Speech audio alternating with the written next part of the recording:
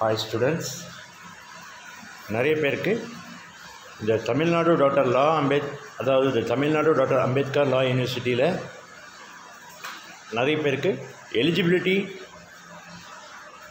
மார்க்ஸுக்கும் ranking மார்க்ஸுக்கும் கொஞ்சம் doubt இருக்குது இல்லைங்களா? அந்த டவுட்டை இப்போ உங்களை போக்குறேன். ஓகேங்களா? எலிஜிபிலிட்டி மார்க்ஸ் வேறு, ரேங்கிங் மார்க்ஸ் வேறு. ஓகேங்களா? நீங்கள் எலிஜிபிலிட்டி மார்க்ஸ் எனக்கா 12th ஸ்டாண்டர்ட்லையோ அல்லது சிபிஎஸ்சிலேயோ அல்லது ஐஎஸ்சிலேயோ அல்லது 3 இயர் டிப்ளமோலேயோ அல்லது 3 இயர் பாலிடெக்னிக்லேயோ அதில் நீங்கள் டோட்டல் சப்ஜெக்ட்ஸ் இருக்குது இல்லையா? இப்போ எக்ஸாம்பிள் 12th 6 சப்ஜெக்ட்ஸ் இருக்குது. அந்த 6 சப்ஜெக்ட்ஸுக்கு சேர்த்து 600 மார்க்ஸ் நீங்கள் எடுத்துருப்பீங்க இல்லையா? அதை 100 மார்க் கன்வெர்ட் பண்ணால் நீங்கள் என்ன பர்சன்டேஜ் எடுத்துக்கிட்டீங்களோ அதுதான் எலிஜிபிலிட்டி மார்க்.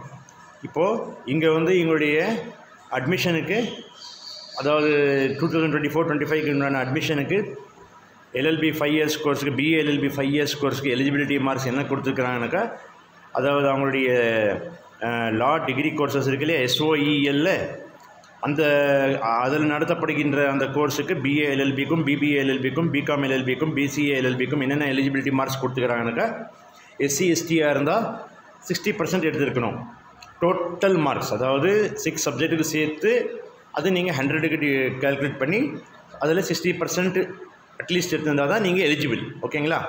அதே மாதிரி அதர் ஸ்டூடெண்ட்ஸ் இருந்தால் SC ST விட்டு மற்ற அனைவரும் அதில் அதர்ஸ் தான் வருவாங்க. BC MBC எல்லாமே அவங்க 70% மார்க் எடுத்துருக்கணும் 12th ஸ்டாண்டர்ட்லேயும்.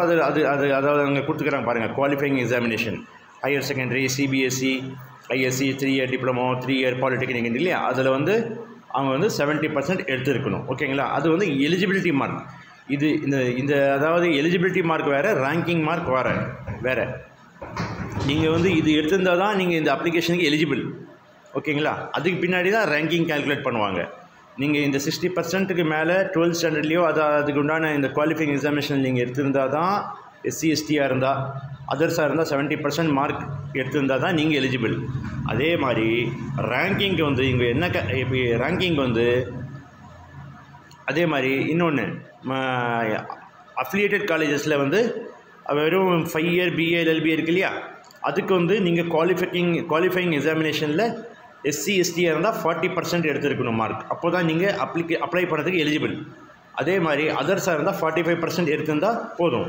இது BA LLB 5 இயர் கோர்ஸுக்கு அஃபிலியேட்டட் காலேஜஸ்க்கு. இது மேலே இருக்கிறது SOEL. ஓகேங்களா?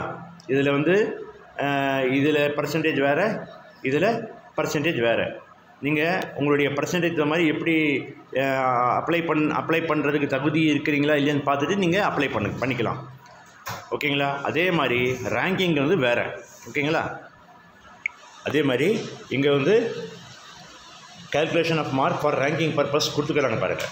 Higher secondary equivalent course mark enter the maximum mark and marks obtained in 4 core subject. ஓகேங்களா? Excluding languages. இங்கிலீஷ் தமிழை விட்டு மற்ற 4 சப்ஜெக்ட் இருக்கு இல்லையா? அதோட மார்க் என்டர் பண்ணணும், அதாவது ரேங்கிங் பர்பஸுக்கு. ஓகேங்களா? The percentage will be calculated automatically, அதாவது system calculated. This percentage will be consider for ranking purpose. ஓகேங்களா? இப்போ புரியுதுங்களா? எலிஜிபிலிட்டி வேறு. எலிஜிபிலிட்டி நீங்கள் எலிஜிபிளாக இல்லையா என்று பார்க்குறதுக்காக டோட்டல் மார்க்ஸ். ஓகேங்களா? All subjects. அது நீங்கள் எலிஜிபிள் இருந்தால் அப்புறம் உங்கள் அந்த இங்கிலீஷ் தமிழை எடுத்துகிட்டு, அதான் லாங்குவேஜை எடுத்து மற்ற 4 சப்ஜெக்ட்டு தான் அவங்க ரேங்கிங் கால்குலேட் பண்ணுவாங்க. இப்போ உங்களுக்கு புரியும் இல்லையா? எலிஜிபிலிட்டிக்கும் ரேங்கிங் மார்க்கும் எலிஜிபிலிட்டி மார்க்கும் புரியும்னு நினைக்கிறேன். ஓகேங்களா? இது மற்றவங்களுக்கு